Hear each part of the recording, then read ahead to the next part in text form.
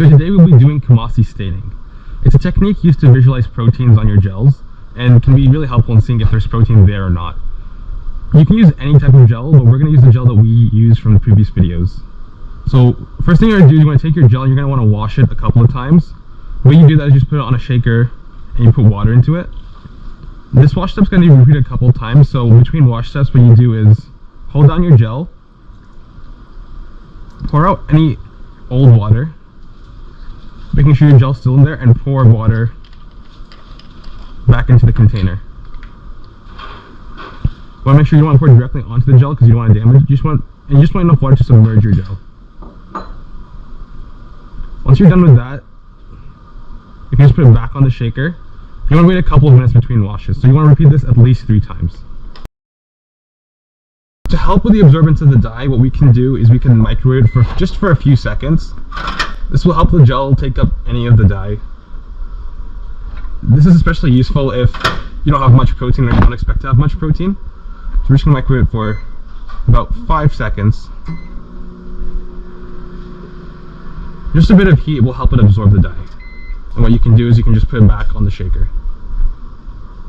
And now that you've finished all your wash steps, we're going to add our gel to the dye. So the way we do that is fairly simple. You just remove all the water, or remove any excess, and you really want it to be somewhat dry here. And carefully and gently, without breaking your membrane, transfer it to the Coomassie stain here. I want it to be as flat as possible. There we go. And it's just easy as that. You just want enough Coomassie to submerge it. And we're going to let it sit in the Coomassie stain for about 40 minutes to let it really absorb the dye. And we'll check on it afterwards and see if we're good to go. So we're just going to wait the 40 minutes and we'll be back. And now that we've waited about 40 minutes or so for our gel to get stained, we're going to take it off the shaker. And we're going to need to wash it a few times just to make sure we got rid of all the dye. So I want to carefully fish out your membrane here. Very gentle. It should be bluish color. We kind of want to wash off any excess dye that isn't on the membrane itself. And the way we do that, we just grab some deionized water. We're going to gently add, again, not directly on it if you can.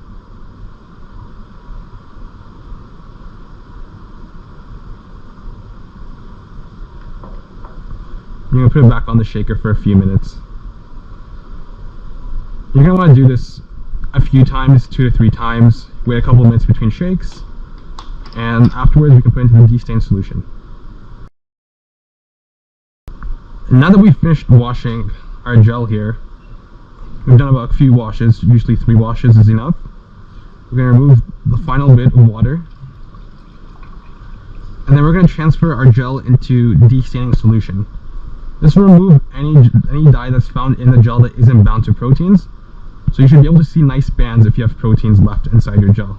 So we're going to take our gel and gently, more gently than this, transfer it to de-staining solution. A few milliliters is fine. You're going to let this shake for about 15 minutes. Afterwards, we're going to repeat this step at least one more time until all the dye has been removed. Alright, now that we've done our second de-staining phase, we can just clean out the de-staining solution. And at this point, we can kind of start looking at our gel here. We can see here that we don't have any distinct bands. This means that it worked. This is the gel after transfer, so we should have transferred all the proteins, so this is a good confirmation of that. If you do see bands, that means there is protein, so if you do this before membrane transfer, you should see distinct bands on your gel. And now you can take whatever you want, you can image it, put it into your results, and from there this is just quantification of proteins inside your gel. 3, 2, 1. Hello everyone. We'll be talking about how to image your Coomassie gel after you've applied Coomassie stain. So you're going to go into your ChemiDoc imager over here, and it might be off, so you're going to want to click the button here to turn it on. It's going to take a while to warm up and make sure everything is setting up, but once it's ready, it will look something like this.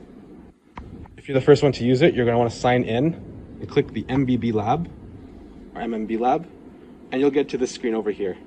So before you start, you want to make sure that you have the correct functionality and the correct dock. So first, you want to take out the dock and make sure it's the right one. For Coomassie Staining, you're going to want the white tray. If it's not the white tray, you need to replace it with something else. These are all removable. So replace it and with the white tray until you hear it click. Once it clicks, the screen will confirm it's ready to go, and you're going to want to put it back in. Now, this has a couple functionalities we have to talk about before we use it. First is your application. So it depends on what you're trying to do. In this case, we're trying to image the Coomassie gel. So if you're doing DNA, you click nucleic acid. If you're doing Western blot membranes, you click blots. But in this case, we're talking protein gels, and we're talking about Coomassie blue dye. So once we've selected that, we can click X, and then we're going to talk about optimal exposure times. So you have two different settings. You have manual, where you can set your own exposure time. If you don't know what you're doing or you haven't done this before, I don't recommend it. What I recommend is clicking auto, and you have auto rapid and auto optimal. Auto optimal gives you the highest quality, and auto rapid gives you the fastest scan possible, but unless you're strapped for time, I always think it's important to click optimal auto exposure. Once you have that done and selected, we're ready to go for imaging our gel. So in this case, you'll have a gel, but I'll be using a sample to demonstrate.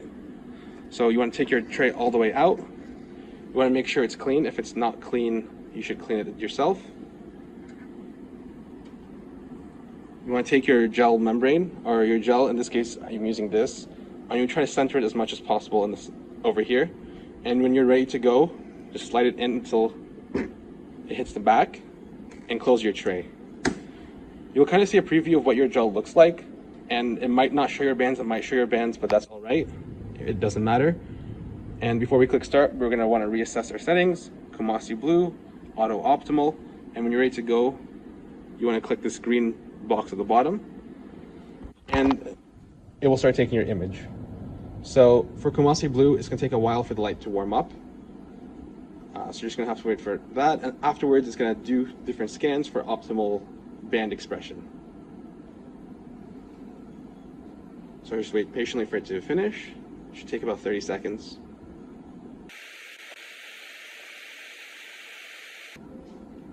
And once you're ready, your image will be done. You can resize your image as much as you want. And if you have Coomassie blue bands, they should be prevalent and should be shown. This is a sample, so it might not be exactly what you're seeing, but it should be similar, and you should be able to see your bands clearly shown and distinctly different from the background. Now, once you're done and you're ready to go, you want to make sure your sample is saved. So if you go to the gallery, you'll notice that your sample is saved, and you can come back later. And if you're done, if you want to export your sample, you can go back to your imager, click on your thing, and you want to click export. And if you have a USB over here, you're able to export your sample in whatever file format is best for you. Now that you're done and you're ready to go, we want to make sure the imager is clean. So we'll remove our gel in this case.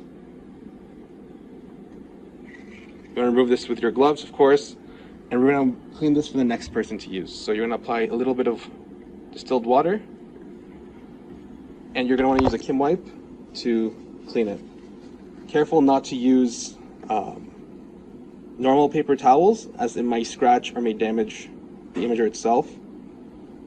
So you're going to be a bit thorough and take your time with cleaning to make sure everybody can use the system and there's no errors and no mistakes.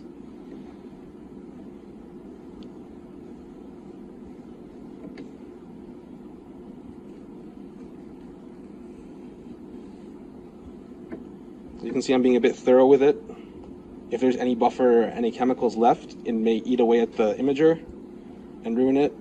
As you can see here, it's mostly dry, and when it's ready to go, you can just push that back in and close it. And when you're done, and if you're the last one to use it, click sign out over here.